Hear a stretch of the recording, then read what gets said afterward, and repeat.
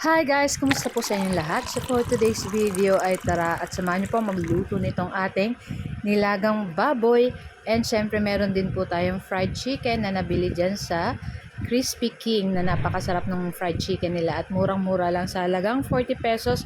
May isang piraso ka ng malaking Crispy King at talagang pinipilahan talaga yan guys dito sa amin sa Naga City. So yun na ngayon naisipan ko lutuin ngayon yung ating nilagang baboy.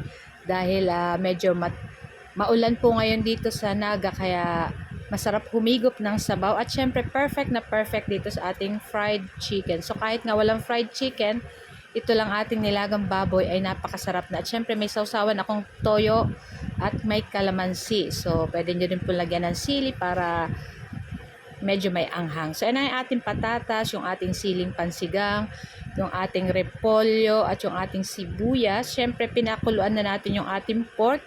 So, mga almost 30 minutes na natin yung pinapakuluan, guys. Saka natin ilalagay yung ating sibuyas at yung ating pamintang buo. Ayan.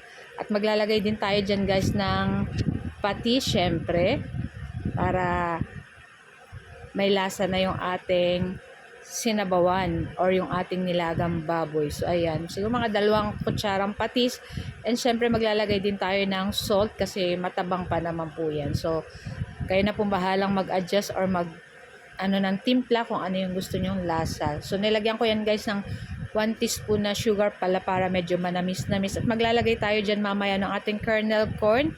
Kung meron po kayo itong buong sweet corn, pwede yon. Sa akin ito na lang kernel corn kasi medyo matagal na to sa aking lalagyan, baka mag-expired na kaya yun yung ating ilalagay. So ayun, at malambot na yung ating pork, ilagay na natin dito yung ating patatas. Ayan, tatakpan lang natin yan para madaling maluto yung ating patatas syempre. So nalagay na rin natin dyan yung ating kernel corn na nasa lata. Ayan, tamis-tamis pa po nitong ating nilagang baboy, itong ating kernel corn or yung ating sweet corn. Ayan, tatakpan lang natin at after ilang minuto, syempre, check na natin yung patatas pag malambot na. At pag malambot na, syempre, ilagay na natin dyan yung ating 2 siling pangsigang at yung ating repolyo or yung ating cabbage. Ayan. So, napakasimple lang po nitong ating nilagang baboy pero syempre napakasarap. Kung may pechay pa po kayo, at saka saging na ba, ayan, pwede din po yung ilagay dito sa ating nilagang baboy. Ayan. So, kayo po ba guys, pag nilagang baboy or sinigang, ano po ang usually nilalagay nyo? Ano po yung inyong pang tawag niyan?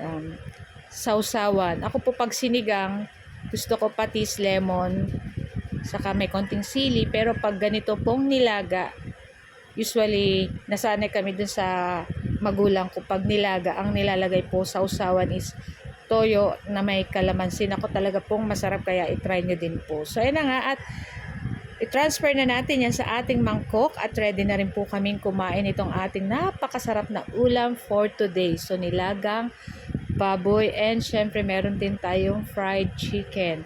So guys, ito lang po ang aming video today at sana po ay nag-enjoy kayo. Huwag niyo po sanang kalimutan mag-like, mag-comment, and syempre pa-share na rin po ng ating video. So guys, thank you for watching and see you next video again. Tara na guys, samahan nyo na po kaming kumain ng aming lunch.